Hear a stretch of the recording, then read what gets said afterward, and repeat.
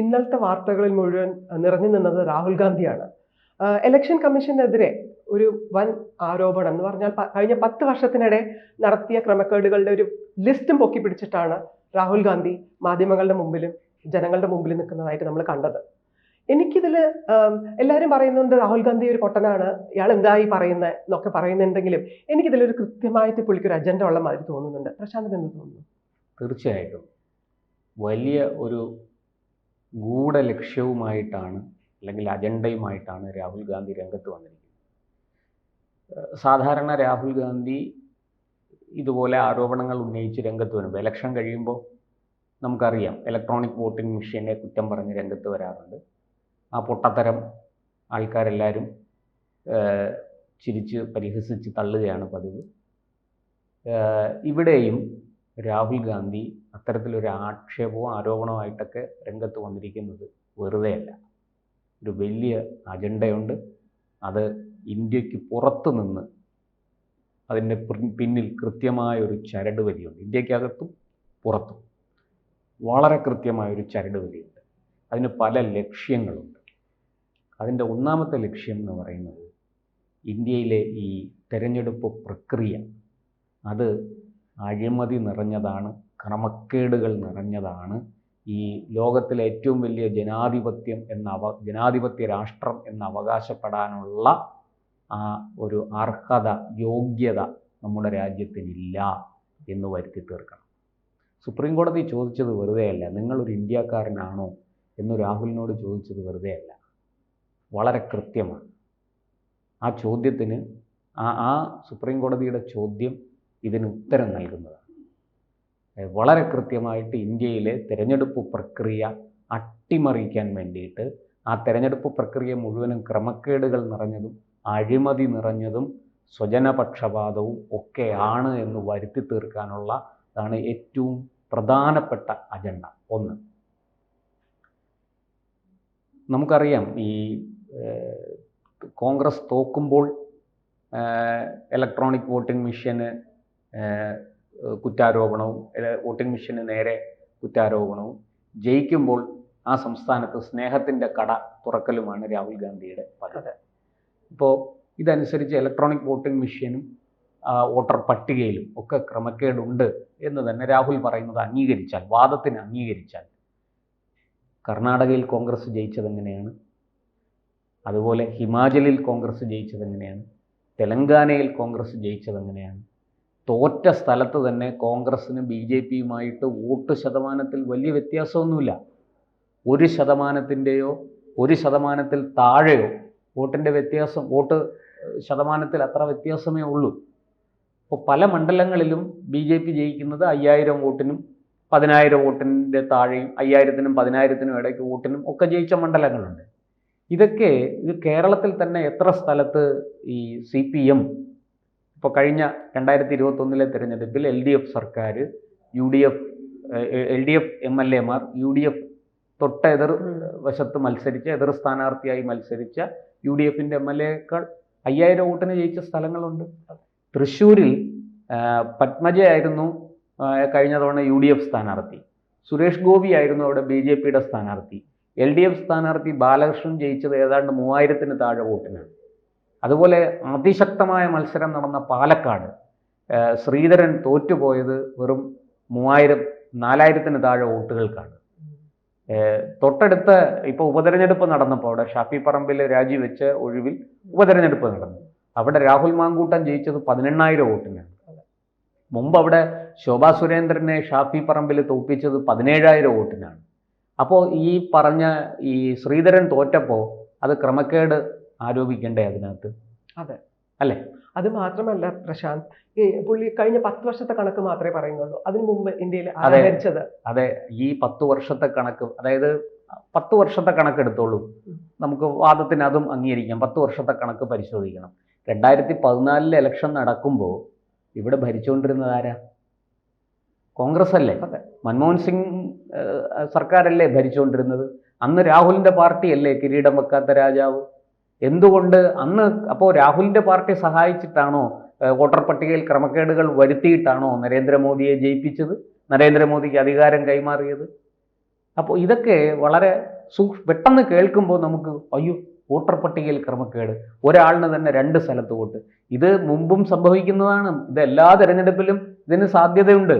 അത് കണ്ടെത്തി തിരുത്താനുള്ള നടപടികളും അതിനുള്ള സമയവും ഒക്കെ അവസരങ്ങളും ഒക്കെ ഇലക്ഷൻ കമ്മീഷൻ നൽകുന്നുണ്ട്. ഇപ്പോൾ ഒരാൾ കണ്ണൂരിൽ ജോലി ചെയ്തുകൊണ്ടിരുന്നു. കേരളത്തിലെ കഥ എടുക്കാം.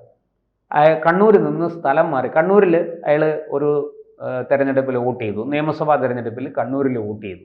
കണ്ണൂരിലായിരുന്നു ജോലി, കണ്ണൂരിൽ വോട്ട് ചെയ്തു. കണ്ണൂരായിരുന്നു താമസിച്ചുകൊണ്ടിരുന്നത്. എന്തെങ്കിലും കാരണവശാൽ അയാൾ അവിടുന്ന് മാറി മറ്റൊരു സ്ഥലത്ത് താമസിക്കാൻ വന്നു, മറ്റേതെങ്കിലും ഒരു ജില്ലയിൽ താമസിക്കാൻ വന്നു.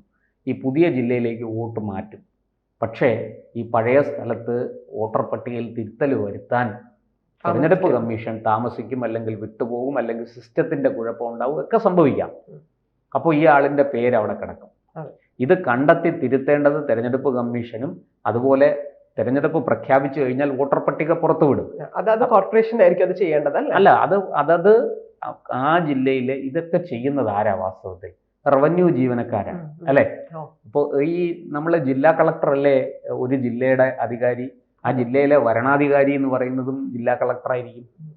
ആ ജില്ലാ കളക്ടറുടെ കീഴിലാണ് ഈ പ്രോസസ്സൊക്കെ നടക്കേണ്ടത്.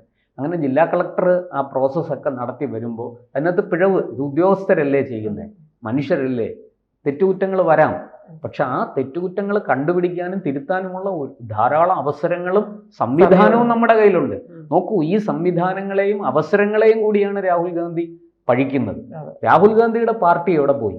ഈ വോട്ടർ പട്ടിക തെരഞ്ഞെടുപ്പിന് മാസം മുമ്പേ, ഏതാണ്ട് നോട്ടിഫിക്കേഷൻ ആകുന്ന സമയത്ത് തന്നെ, അല്ലെങ്കിൽ അതിനു മുമ്പ് തന്നെ വോട്ടർ പട്ടിക നമുക്ക് ലഭ്യമാകും. അതിനങ്ങോട്ടോ ഇങ്ങോട്ടോ ആ വോട്ടർ പട്ടിക 1 മാസത്തിൽ കൂടുതൽ ഒരു രാഷ്ട്രീയ പാർട്ടിയുടെ കയ്യിലിരിക്കും. ആ 1 മാസം പോരെ ഇത് കണ്ടെത്തി തിരുത്താൻ? ഇലക്ഷൻ കഴിഞ്ഞതിന് ശേഷമാണ് ഈ വോട്ടർ പട്ടികയും വെച്ചുകൊണ്ട് ക്രമക്കേട് എന്ന ആരോപണവുമായിട്ട് രംഗത്ത് വന്നത്. അത് തന്നെ ഒരു വലിയ ചതിയല്ലേ? സ്വന്തം പാർട്ടിക്കാർ പോലും ഞങ്ങളെ ചതിച്ചു എന്നല്ലേ രാഹുൽ പറയുന്നത്? ഈ കോൺഗ്രസ്സുകാരൊക്കെ എവിടെ പോയിരുന്നു? കോൺഗ്രസിന് എന്താ ബൂത്തുകളിൽ പ്രവർത്തനമില്ലേ? ബൂത്ത് ഏജന്റുമാരില്ലേ? നമ്മൾ സാധാരണ വോട്ട് ചെയ്യാൻ പോകുമ്പോഴെല്ലാം കോൺഗ്രസിൻ്റെ, LDFൻ്റെ, UDFൻ്റെ, അതുപോലെ BJPയുടെ ഒക്കെ ബൂത്ത് ഏജന്റുമാരെ കാണും. ഇനി സ്വതന്ത്ര സ്ഥാനാർത്ഥികളുണ്ടെങ്കിൽ അവർക്കും ബൂത്ത് ഏജന്റുമാരുണ്ടാകും. അപ്പോൾ ഇൻ ഏജന്റ് ഉണ്ട്, ഔട്ട് ഏജന്റ് ഉണ്ട്. ഇവർക്ക് വളരെ കൃത്യമായിട്ട് അറിയാം ഈ ഒരു ബൂത്ത് എന്ന് പറഞ്ഞാൽ എത്ര വോട്ടുകൾ കാണും നമുക്കറിയാം. ആ പ്രദേശത്തുള്ള ആ ബൂത്തിലെ ജനങ്ങളെ അറിയുന്ന ഒരാളായിരിക്കും ആ ബൂത്ത് ഏജന്റ്, അല്ലേ?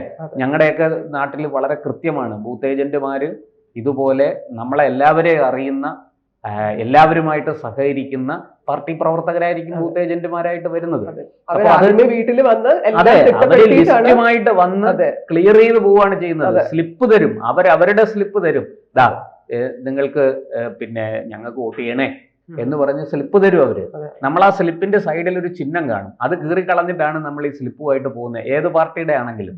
കാരണം ചിഹ്നവും കൊണ്ട് ഈ വോട്ടെടുപ്പ് നടക്കുന്ന സ്ഥലത്ത് പ്രവേശിക്കാൻ പാടില്ല, അത് ക്രിമിനൽ കുറ്റമാണ്. അപ്പൊ ഇതൊക്കെ ഇത്ര കൃത്യമായിട്ട് നമ്മുടെ രാജ്യത്ത് വർഷങ്ങളായിട്ട് നടന്നു വരികയാണ്. ഞാൻ പറയുന്നത് രാഹുലിന്റെ ആവശ്യം അംഗീകരിക്കാം. ഈ 10 വർഷത്തെ മാത്രമല്ല, കഴിഞ്ഞൊരു 25 വർഷത്തത് എടുക്കൂ, 1990-കൾക്ക് ശേഷമുള്ളത് എടുക്കൂ, ഒരു 30 വർഷത്തത് നമുക്ക് പരിശോധിക്കാം. വോട്ടർ പട്ടികയിൽ നടന്ന ക്രമക്കേടുകൾ എന്തൊക്കെയാണെന്ന് കണ്ടുപിടിക്കാം. ഈ കേരളത്തിൽ തന്നെ കണ്ണൂര് ഒരു സ്ത്രീ, അവരൊരു ടീച്ചറാണ്. അവര് ഒരിക്കൽ അതൊരു ട്രോളായിട്ടൊക്കെ പുറത്തു വന്നതാണ്. പറഞ്ഞ് ഭർത്താവ് മരിച്ചിട്ട് 10-20 വർഷമായി, പക്ഷേ എല്ലാ തെരഞ്ഞെടുപ്പിലും അദ്ദേഹം വോട്ട് ചെയ്യുന്നുണ്ട്. അപ്പോൾ അവര് പറയാണ്, ഒരു തവണ ഈ വന്ന് വോട്ട് ചെയ്തിട്ട് പോണ മനുഷ്യനെ എന്നെ ഒരു തവണ ഒന്ന് വന്ന് കണ്ടിട്ട് പോയിക്കൂടെ? ഇത് ഒരു വലിയ ട്രോളായി മാറിയതാണ് കേരളത്തിൽ. അപ്പൊ ഇത്തരത്തിൽ കള്ളവോട്ടും ഒക്കെ കേരളത്തിൽ നടക്കുന്നുണ്ട്. അതിനെക്കുറിച്ചൊന്നും രാഹുലിനൊന്നും പറയാനില്ല. BJP ജയിച്ചു കഴിയുമ്പോൾ ഈ പറഞ്ഞ പ്രശ്നങ്ങളുമായിട്ട് രംഗത്ത് വരിക, അതൊരു പ്രത്യേക അജണ്ടയാണ്. അത് ഈ പറയുന്നത് പോലെ ഒരുപാട് വിശദമായിട്ട് ഇനിയും അതിനെ വിശകലനം ചെയ്ത് പറയാനുണ്ട്. ഞാനിപ്പോൾ ചൂണ്ടിക്കാണിച്ച ഈ 2 പ്രധാന കാര്യങ്ങൾ കൂടുതൽ നമ്മുടെ രാഷ്ട്രീയ പാർട്ടികളും നമ്മുടെ രാജ്യത്തെ ജനങ്ങളും കൂടുതൽ ചിന്തിക്കട്ടെ അതിനെക്കുറിച്ച്. ഇത് വളരെ തന്മയത്വത്തോടുകൂടി കൃത്യമായൊരു ഹോംവർക്ക് ഇതിൻ്റെ പുറകിലുണ്ട്. ഈ രാഹുലിനെ റിമോട്ട് കൺട്രോൾ വെച്ച് നിയന്ത്രിക്കുന്നത് ആരാണെന്നൊക്കെ എല്ലാവർക്കും അറിയുന്നതാണ്. അത് ഇന്ത്യക്കകത്തല്ല റിമോട്ട് കൺട്രോൾ ഇരിക്കുന്നത്, ഇന്ത്യക്ക് പുറത്താണ്. ആ ഇന്ത്യക്ക് പുറത്തിരുന്നുള്ള ആ നിയന്ത്രണത്തിൽ രാഹുൽ തൻ്റെ ഭാഗം വളരെ കൃത്യമായിട്ട് അഭിനയിക്കുന്നുണ്ട്. മുമ്പ് പലപ്പോഴും ഈ അഭിനയത്തിൽ പാളിച്ച പറ്റിയിട്ടുണ്ട്. പക്ഷെ ഇത്തവണ കുറെ നന്നായിട്ട് ഹോംവർക്ക് ചെയ്തിരിക്കുന്നു. വളരെ ഭംഗിയായിട്ട് പഠിച്ച് വന്ന് കാര്യങ്ങൾ ശരിയാണ്, സത്യമാണ് എന്ന് തോന്നിക്കുന്ന വിധത്തിൽ കാര്യങ്ങൾ അവതരിപ്പിക്കാൻ രാഹുലിന് സാധിച്ചിട്ടുണ്ട്. അതിനുള്ള മാർക്ക് കൊടുത്തേ പറ്റുള്ളൂ. പിന്നെ പറഞ്ഞതുപോലെ മണ്ടത്തരങ്ങൾ, നിങ്ങളുടെ നിർഭാഗ്യം കൊണ്ട് ഞാൻ MP ആയി പോയി എന്നൊക്കെ പറയുന്ന ആ ലൂസ് ടോക്ക് ഉണ്ടല്ലോ, അതൊന്നും ഇത്തവണ ഇല്ല. ഇത്തവണ കുറെ കൂടെ കൃത്യമായി വളരെ ഭംഗിയായിട്ട് നന്നായിട്ട് അധ്വാനിച്ചിരിക്കുന്നു. അത് അംഗീകരിക്കാതിരിക്കാൻ സാധിക്കില്ല. പക്ഷെ നമ്മൾ ആലോചിക്കേണ്ട കാര്യം, കോൺഗ്രസ് പാർട്ടി ആലോചിക്കേണ്ട കാര്യം, ഇതെല്ലാം ഏത് കള്ളവും ഒരു ദിവസം പൊളിഞ്ഞു പോകും. അതിന് കള്ളം, അസത്യത്തിന് ആയുസില്ല, അത് പൊളിഞ്ഞു പോകും. അതുകൊണ്ട് നിങ്ങൾ ആലോചിക്കേണ്ട കാര്യം, നിങ്ങളുടെ ക്രെഡിബിലിറ്റി, വിശ്വാസ്യത ഈ തരത്തിൽ, ഞാനിത് BJP അനുകൂലിച്ചോ കോൺഗ്രസിനെ എതിർത്തോ അല്ല പറയുന്നത്. നമ്മുടെ രാജ്യത്തെ സിസ്റ്റത്തെ ഇങ്ങനെ ഇകഴ്ത്തരുത്, അതിനെ ഇങ്ങനെ നശിപ്പിക്കരുത്, അതിനെ സംശയത്തിൻ്റെ മുൾമുനയിൽ നിർത്തരുത്. ഇത് ഇന്ത്യൻ ജനാധിപത്യത്തെ അട്ടിമറിക്കാനുള്ളൊരു വലിയ ഗൂഢാലോചനയാണ്, അതിൽ യാതൊരു സംശയമില്ല. ഇത് നമുക്ക് തോന്നും BJP നരേന്ദ്രമോദിയാണ് ലക്ഷ്യം. അല്ല, BJP നരേന്ദ്രമോദിയും അല്ല ലക്ഷ്യം. കാരണം വളരെ കൃത്യമായിട്ട് ഇന്ത്യക്ക് പുറത്തുള്ളവർക്ക് മനസ്സിലായി, ഇനി ഇത് നടക്കില്ല. ഈ പറഞ്ഞതുപോലെ ഇന്ത്യയെ ഇനി എന്തെങ്കിലുമൊക്കെ സൂത്രം പ്രയോഗിച്ച് ഈ പറയുന്ന കണക്ക് ചിലരെയൊക്കെ രക്തസാക്ഷികളാക്കിക്കൊണ്ട് അതൊന്നും ഇനി ഇന്ത്യയിൽ നടക്കില്ല എന്ന് അവർക്ക് മനസ്സിലായി. അപ്പോൾ പിന്നെ അവർക്ക് ചെയ്യാൻ പറ്റുന്ന ഒരു കാര്യം, പരമാവധി ഇന്ത്യൻ സിസ്റ്റത്തെ ജനങ്ങളുടെ മുന്നിൽ താറടിച്ച് കാണിക്കുക, സംശയത്തിൻ്റെ മുൾമുനയിൽ നിർത്തുക. അതിന് ഒരു ചട്ടുകമായി രാഹുൽ ഗാന്ധി മാറിയിരിക്കുകയാണ് എന്ന് പറയാതിരിക്കാൻ നിവർത്തിയില്ല. അതാണ് ഇവിടെ സംഭവിച്ചുകൊണ്ടിരിക്കുന്നത്. ഈ പറയുന്ന ദേശവിരുദ്ധ ശക്തികൾക്ക് അറിഞ്ഞോ അറിയാതെയോ കോൺഗ്രസ് പോലൊരു ദേശീയ പാർട്ടി ചെന്ന് തലവെച്ച് കൊടുക്കരുത് എന്നുള്ള അഭ്യർത്ഥനയാണ്. സിസ്റ്റത്തിൽ പിഴവുകൾ ഉണ്ടെങ്കിൽ നമുക്കത് തിരുത്താം, അതന്വേഷിച്ച് കണ്ടെത്തി തിരുത്താം. പക്ഷേ മൊത്തം സിസ്റ്റത്തെയും തങ്ങൾ കൂടി ഭാഗമായി, തങ്ങളുടെ കൂടി പങ്കോടുകൂടി വാർത്തെടുത്ത ഒരു സിസ്റ്റത്തെ, ഒരു സംവിധാനത്തെ ഇങ്ങനെ താറടിച്ചു കാണിക്കുന്നത് ശരിയല്ല. കോൺഗ്രസ് നേതാക്കൾ അത് പുനരാലോചിക്കേണ്ടതാണ്. ഈ ഇന്ത്യൻ ജനാധിപത്യത്തെ ശക്തിപ്പെടുത്തുന്ന, ഈ ലോകത്തിന് എവിടെയും ഏത് രാഷ്ട്രങ്ങൾക്ക് മാതൃകയായിരിക്കുന്ന ഇന്ത്യൻ ജനാധിപത്യത്തെ കൂടുതൽ ശക്തിപ്പെടുത്തുന്നതിന്, ദൃഢമാക്കുന്നതിന് ഉള്ള നടപടികളാണ് വേണ്ടത്. അല്ലാതെ നമ്മൾ ഇതിനകത്ത് ഈ തറ രാഷ്ട്രീയം കളിച്ച് ഇന്ത്യൻ ജനാധിപത്യത്തെ കൂടി നമ്മൾ ഇകഴ്ത്തി കാണിക്കരുത്, അതിനെ കൂടെ കരിവാരി തേക്കരുത് എന്നുള്ളതാണ് ജനാധിപത്യ വിശ്വാസികൾക്ക് ഈ അവസരത്തിൽ പറയാനുള്ളത്. കൂടുതൽ വാർത്തകളും വിശേഷങ്ങളും നിങ്ങളിലേക്ക് എത്താൻ ABC മലയാളം സബ്സ്ക്രൈബ് ചെയ്യുക, ബെൽ ബട്ടണും അമർത്തുക.